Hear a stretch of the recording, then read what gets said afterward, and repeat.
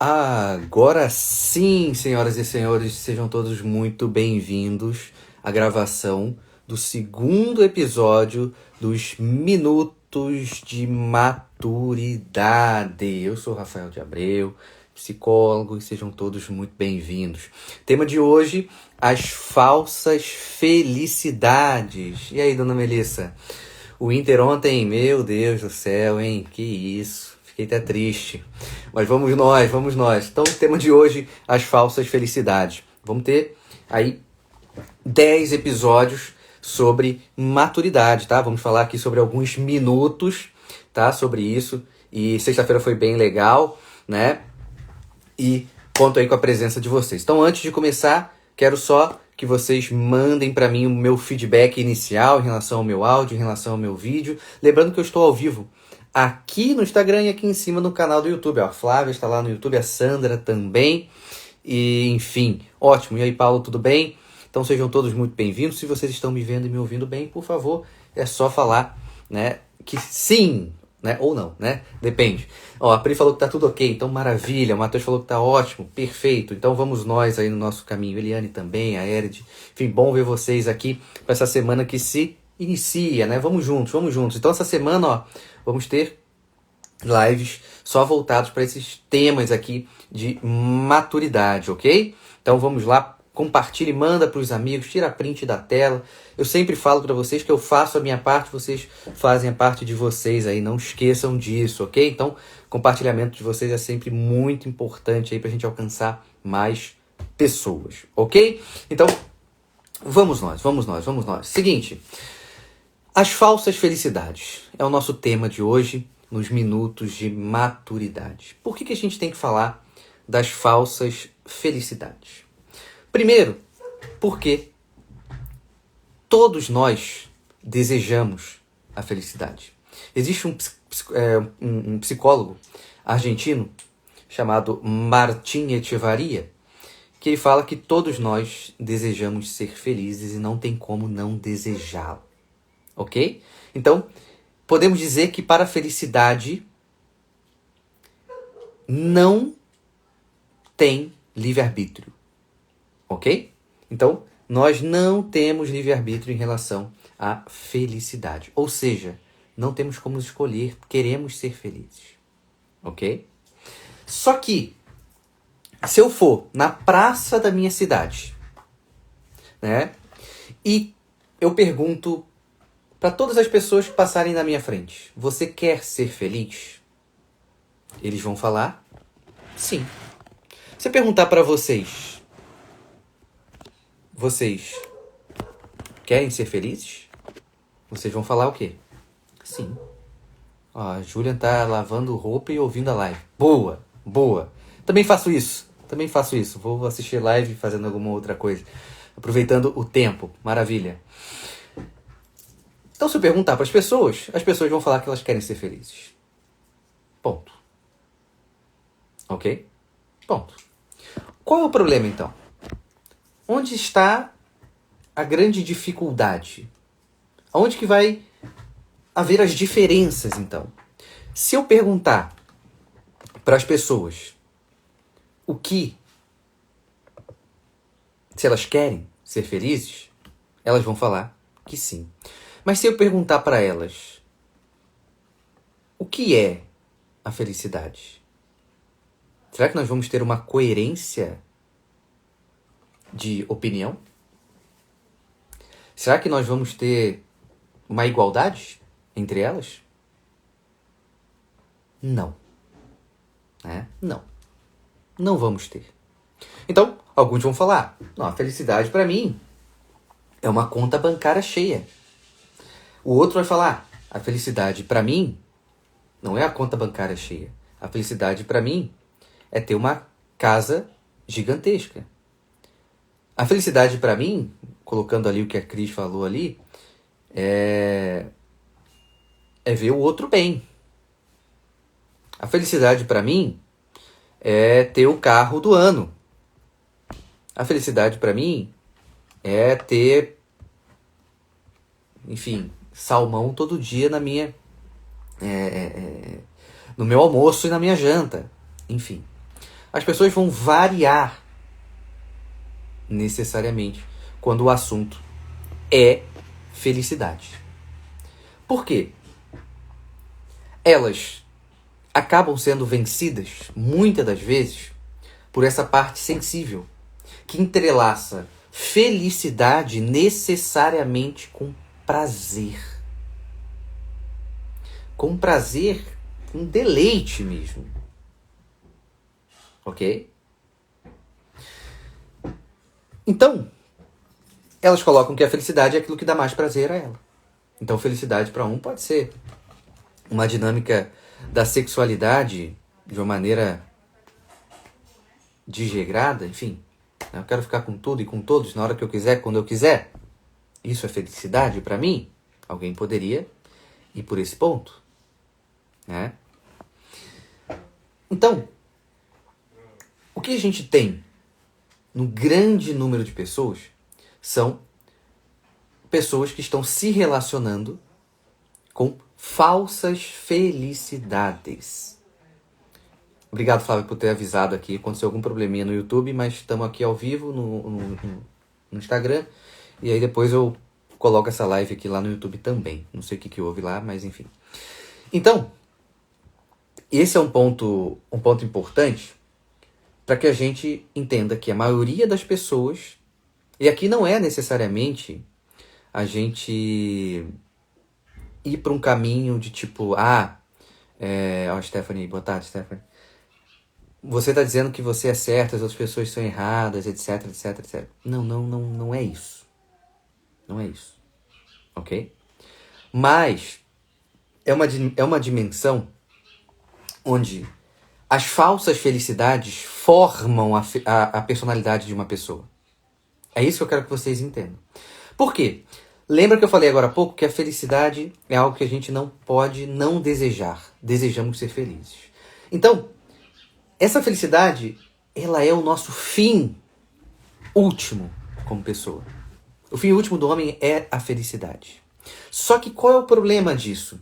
O problema é que se ele coloca uma falsa felicidade como fim, ele não vai alcançar aquilo que ele deseja. E o fim tem caráter de formação. Ok? Sandra travou lá, até cancelei aqui. Vamos fazer hoje só aqui no YouTube por enquanto. E depois eu jogo a live pra lá, tá bom?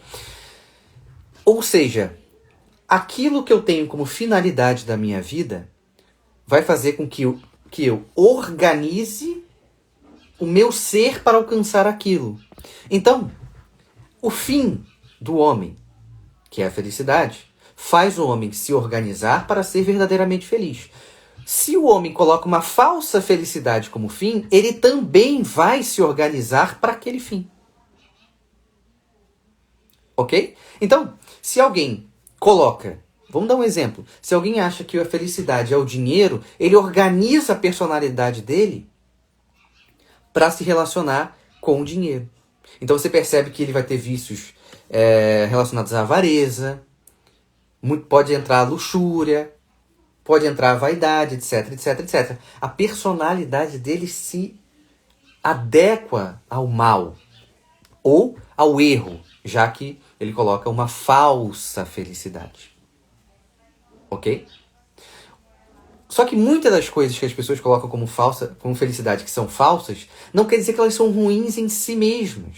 Mas quando coloca esse aspecto muito grande para ela, ela passa a ser ruim. Então, o dinheiro é uma coisa ruim?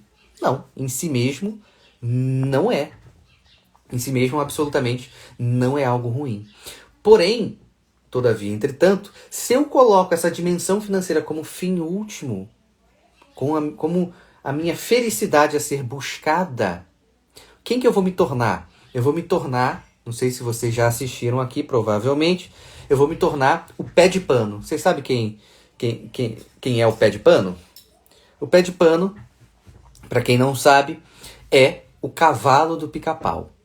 E existe um episódio do Pica-Pau que o pé de pano não quer andar.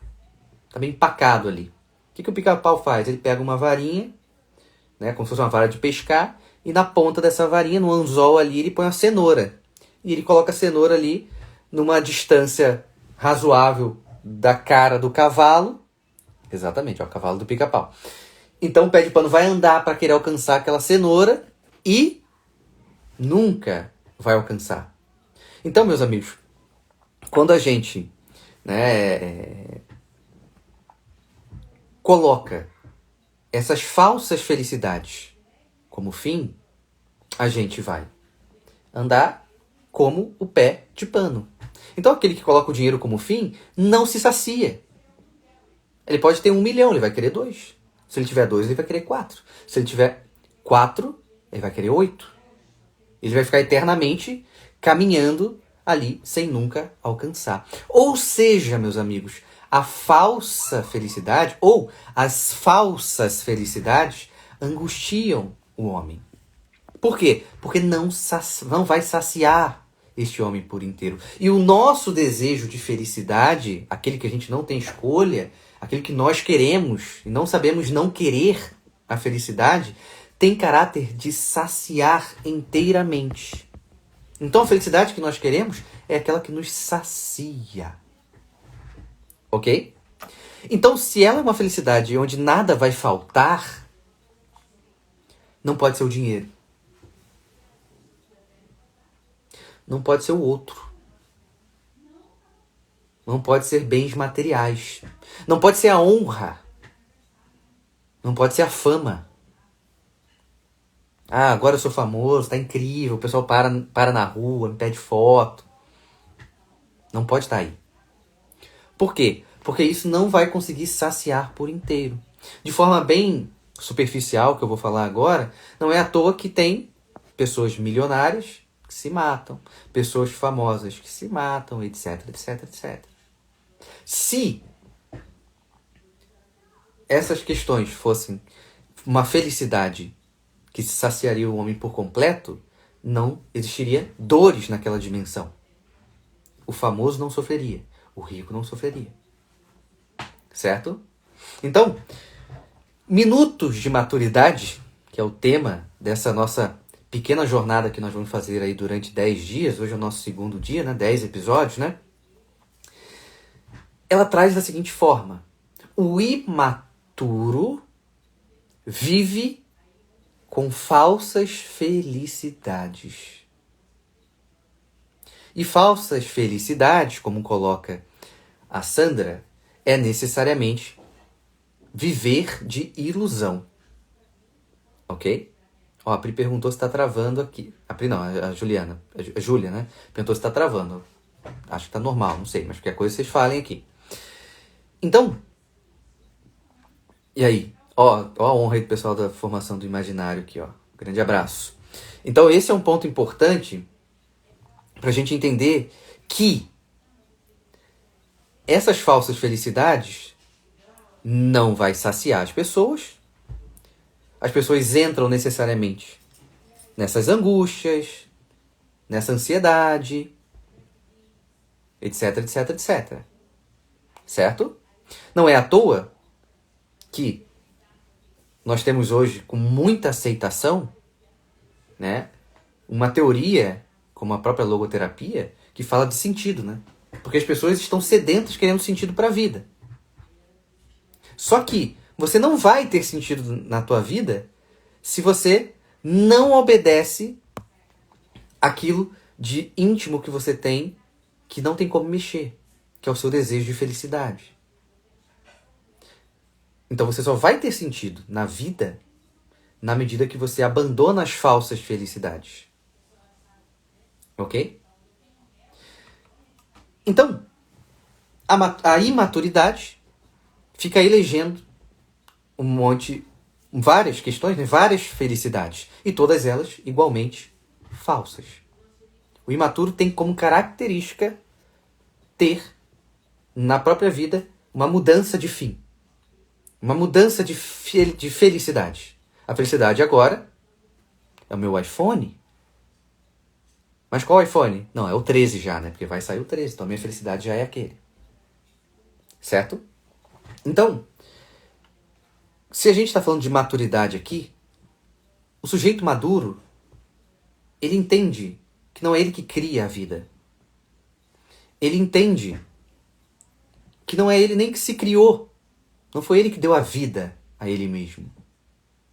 Ele entende que ele está aqui, ele se reconhece como pessoa e que ele precisa fazer alguma coisa coerente, né? A Nalva botou ali, a maioria está perdida nas emoções. Por quê? Porque coloca como felicidade estar emocionalmente bem. E emocionalmente bem significa não sofrer. E aí o ponto é o seguinte, um relacionamento que eu gostava muito terminou, tô mal por isso. É claro, pô. Você se dedicou, você via futuro e acabou por algum motivo. O meu ente querido faleceu, eu tô mal aqui. Mas lógico, por você ama o cara faleceu. É uma falta que você vai ter. Ok? A Dulce botou aqui, ó. Estamos sendo estimulados para as falsas felicidades. Queremos adquirir coisas que não precisamos. Concordo? Concordo. Mas então, se o imaturo fica toda hora mudando, como se ele tivesse 300 mil personalidades dentro dele,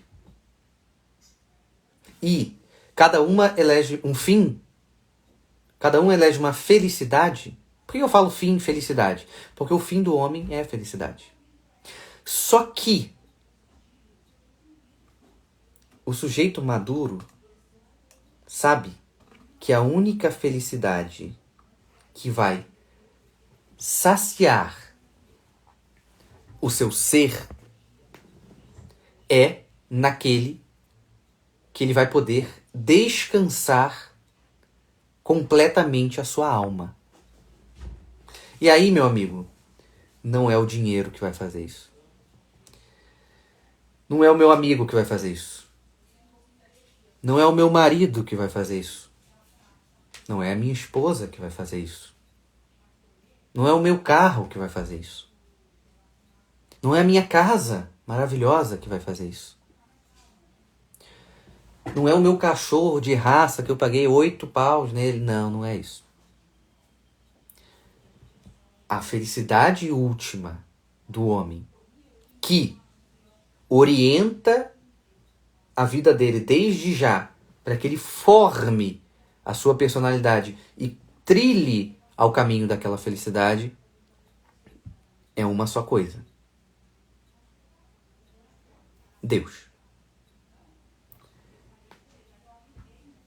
O fim último do homem e sua felicidade é uma contemplação de Deus.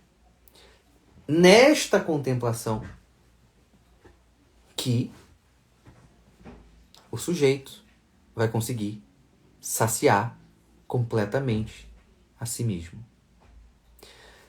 Mas aí você pode falar para mim.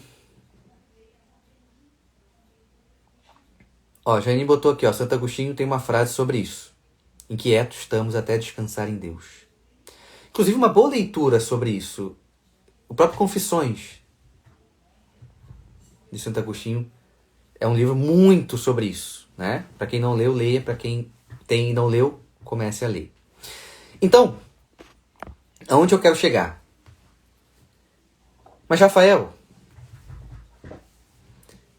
esse fim último, para eu contemplá-lo dessa forma, a minha vida aqui tem que acabar, certo? Para ver face a face, eu não consigo fazer agora. E aí vem um ponto importante. Não há aqui uma felicidade perfeita. Ok? Não há uma felicidade perfeita aqui, onde nós estamos. Por quê? Para ter uma felicidade perfeita, precisaríamos ter uma sanidade perfeita. Temos uma sanidade perfeita aqui? Não temos. Em tempos de pandemia, por exemplo, se você sentar no restaurante, espirrar e falar assim, acho que eu tô meio gripado, hein? Cara, é capaz de alguém te jogar para fora do restaurante. Outro exemplo básico, se você mora num lugar muito quente, tá lá 43 graus, sensação de 48. Oi, Cristiane, atendo sim, manda mensagem no direct lá que eu passo as informações, tá bom?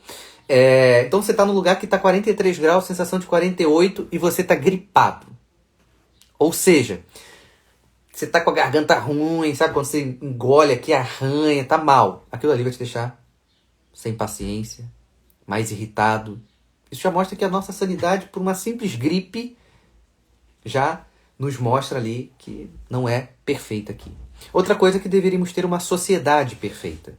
Temos uma sociedade perfeita? Também não. Não precisa nem pensar muito. Passar 5 minutos olhando na janela, você vai ver que não tem uma felicidade perfeita.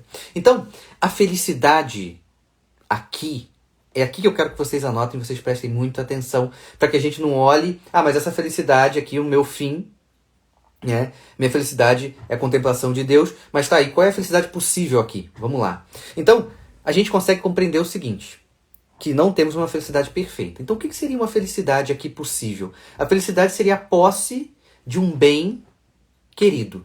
Posse de um bem querido. Eu quero algo, tenho, logo sou feliz. Só isso? Não. Porque se fosse só isso, as pessoas poderiam pisar uma nas outras para conquistar aquilo que se quer. E não é esse o ponto. Então a definição ela continua. É a posse habitual de um bem querido dentro de uma reta ordem. Por quê? Porque se há uma ordem natural nas coisas, logo há de haver uma ordem natural no querer as coisas. Então, se uma pessoa quer um bem fora da reta ordem, ela cria um vetor de desordem. Então, vamos dar um exemplo. Se eu tenho que pagar meus boletos no começo do mês. Para pagar boletos no começo do mês, eu tenho que ter dinheiro. Dinheiro é uma coisa ruim em si mesma? O dinheiro não é uma coisa ruim em si mesmo. Não é, botar o dinheiro aqui não vai fazer nada. Certo? Então, se dinheiro não é uma coisa ruim em si mesmo, eu tenho que pagar meus boletos, eu já tenho uma ideia brilhante. Eu já sei o que eu vou fazer, meus amigos. Eu vou fazer o seguinte, eu vou na padaria do seu José, que tem aqui na rua, vou explodir o caixa eletrônico dele, vou pegar o dinheiro e pagar meus boletos, pô. Pode ser assim? Ok? Vocês me liberam? Claro que não pode ser assim. Né? Mas alguém pode perguntar, mas por que não pode ser assim? Lembra? Felicidade é a posse de um bem querido dentro de uma reta ordem. Se há uma ordem natural nas coisas, há de haver uma ordem natural no querer as coisas. Então, se eu vou explodir o caixa eletrônico da padaria do seu José, por que isso está errado? Porque na ordem natural das coisas, a justiça vale mais do que o dinheiro. Então, se eu vou explodir o caixa eletrônico do seu José, coitado, para pegar o dinheiro, eu estou colocando o dinheiro acima da justiça. Então eu saio de uma reta ordem. Mas lembra que eu falei que a felicidade, né, aí é um bem dentro de uma reta ordem, né? E um bem fora da reta ordem cria um vetor de desordem. Qual é o vetor de desordem se eu fui lá e explodi o caixa eletrônico da padaria do seu José? Pô, o seu José olhou pra minha cara, eu fui de cara limpa, eu compro pão lá de segunda a sexta, ele vai me denunciar, a polícia vai vir atrás de mim, olha a desordem, eu vou acabar sendo preso, eu vou ter que ficar fugindo eternamente. Ok? A Vanessa botou aqui, ó. Ontem estávamos falando sobre felicidade, eu e meu marido. Se não soubermos o conceito de felicidade ou o que de fato queremos, nunca saberemos onde chegar. A satisfação será eterna. Exatamente. Boas definições significa boa liberdade. Ok? Então, a felicidade aqui, possível, precisa estar dentro de uma reta ordem. E para estar dentro de uma reta ordem, ela tem que obedecer à ordem natural nas coisas. Ok? Então, por exemplo, vamos dar outro exemplo que extremo, né? Que seria ali o suicida. O que o suicida quer? Muita gente fala assim, não, Rafael, o suicida quer morrer. Não, o suicida não quer morrer. O suicida ele quer se livrar de uma dor. Se livrar de uma dor é um problema? Se livrar de uma dor é um problema, vamos pensar sobre isso em 10 segundos. Tá, se livrar de uma dor é um problema. Então, aparentemente, se livrar de uma dor não é lá um problema. Se eu tenho dor de cabeça, eu vou tomar, de repente, um medicamento para tirar a minha dor de cabeça. Se eu tenho dor de estômago, de repente, eu vou tomar um remédio para mexer nisso aí. Então, aparentemente, se livrar de uma dor não é um problema. Mas o suicida, ele só vê o ato de tirar a própria vida como solução daquela dor. A única forma de sanar aquela dor. E aí, qual é o vetor de desordem? O primeiro é que ele não quer morrer, mas ele morre. E o segundo é que ele cria uma camada traumática para as pessoas em volta dele.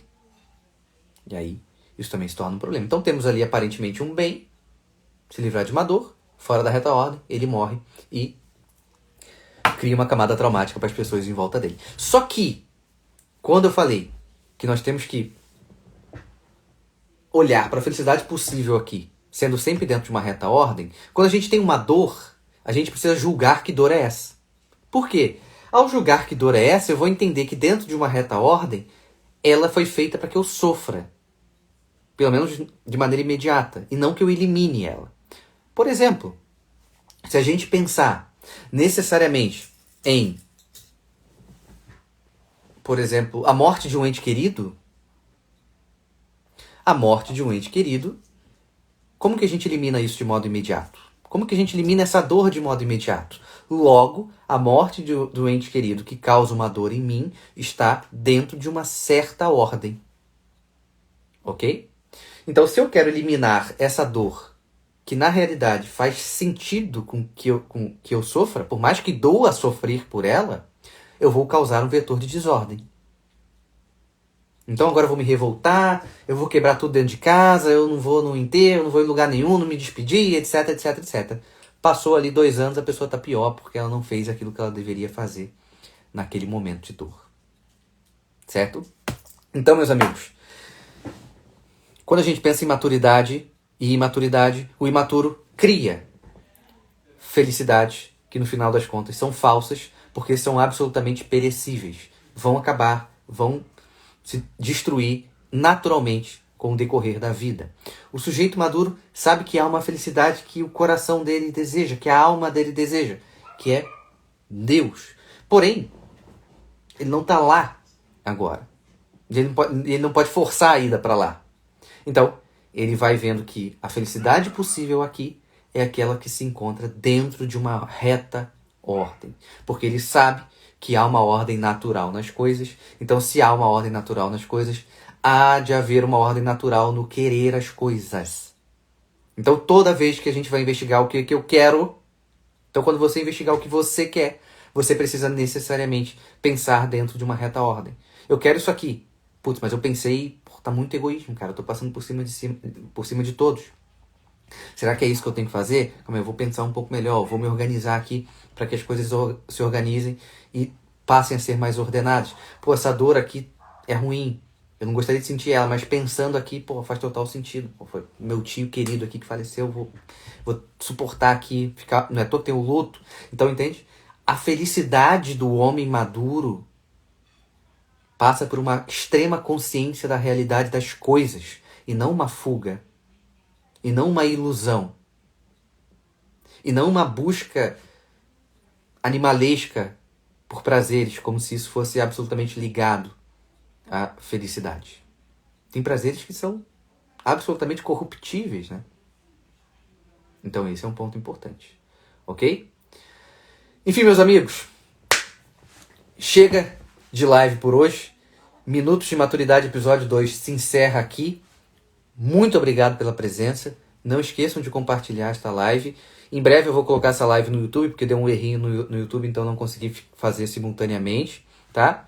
E amanhã estamos de volta para o episódio 3 dos Minutos de Maturidade, ok? Então é isso, pessoal. Muito obrigado pela presença. Adorei aí de bater uns 50 e poucas pessoas. Fiquei feliz e é isso. Cristiane, manda lá no meu direct que a gente se fala por lá, tá bom? Então, ó, outra coisa antes de eu ir embora. Leia o texto de hoje, hein? O texto de hoje foi a personalidade infantil. Né? O texto está muito legal.